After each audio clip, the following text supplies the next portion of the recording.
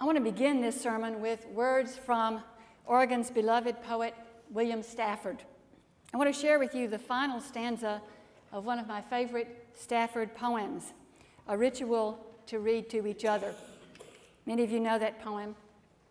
The poem is a plea for us to be transparent, clear with one another, lest we fall into unintended betrayal. The final 4 lines read as follows: "For it is important that awake people be awake, or a breaking line may discourage them back to sleep. The signals that we give, yes or no or maybe, should be clear. The darkness around us is deep." Who are these awake people Stafford is speaking of? Who are they? I think they could be no other than people like you, people who read and think and wonder and question, people who take responsibility not just for their own personal lives, but for the larger society in which you live and work. I think he is speaking directly to us, people who try at least to be awake. But staying awake, staying conscious is not easy, is it? I pick up the Oregonian on a single day this last week, and I read the story about the second female soldier from Oregon who has been killed in Iraq.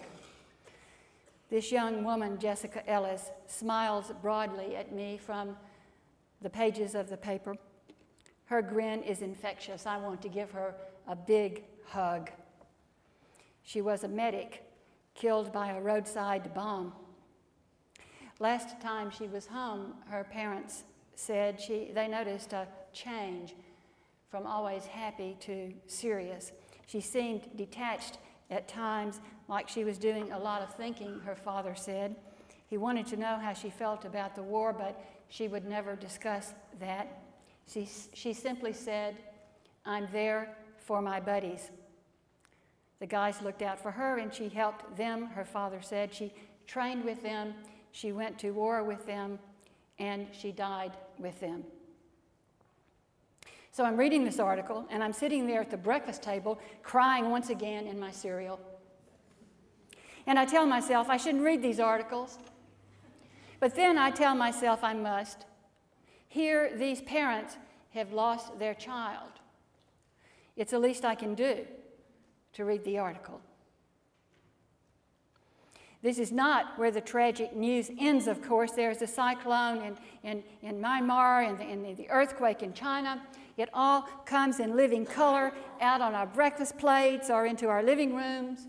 It's not easy to know, to be conscious of the state of our world and its people. So how are we able to bear all of this, to remain awake in the midst of it? Well, sometimes we just have to take a break. Sometimes we have to not read the newspaper for a few days or turn away from the radio and the television. Sometimes we need to do what Wendell Berry suggests in our unison reading this morning, to come into the peace of wild things, to rest in the grace of the world. We need to sing together as we have done this morning. We need to dance, to move our bodies. We need to celebrate the beauty of the world and to give thanks that we are alive and able still, in spite of it all, to laugh and to love.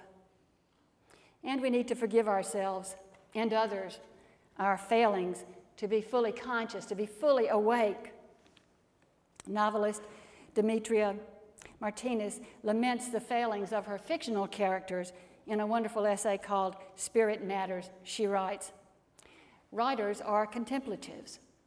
Daily we give ourselves over to silence, only to find the world at its worst marching across the snowy horizon of the page.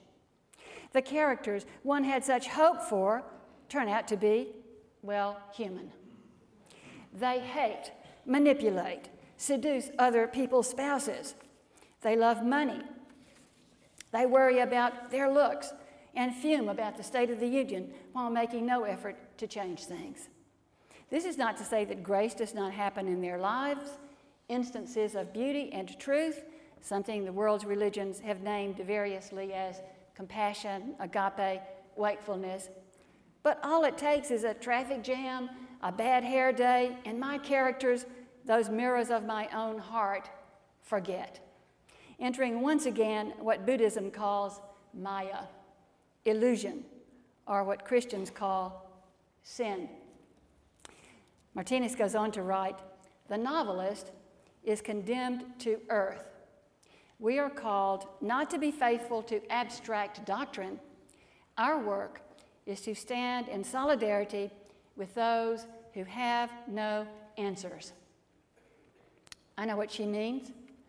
I come here Sunday after Sunday, step into this pulpit and try to shed some light, but mainly I come here to stand in solidarity with those who have no answers, who struggle as I do with my subversive flesh. We know our essence is spirit, and yet we walk around in these frail and needy bodies. And so we find that consciousness is challenging, both public consciousness and personal consciousness. And it's not as though the two are not related. For if we are awake internally, then we must, of course, be awake to the world around us. I'm reminded of a cartoon I saw once. It pictures a man with a big zigzag line going down his body, and his body is separated. And the caption says, people kept saying to me, Mari, look inside. And so I did look inside, and what I found there was angry and had teeth. You know, why should we look inside when what we find there might just be disturbing? Because we must. You see, as one of my friends once said, the subconscious always wins.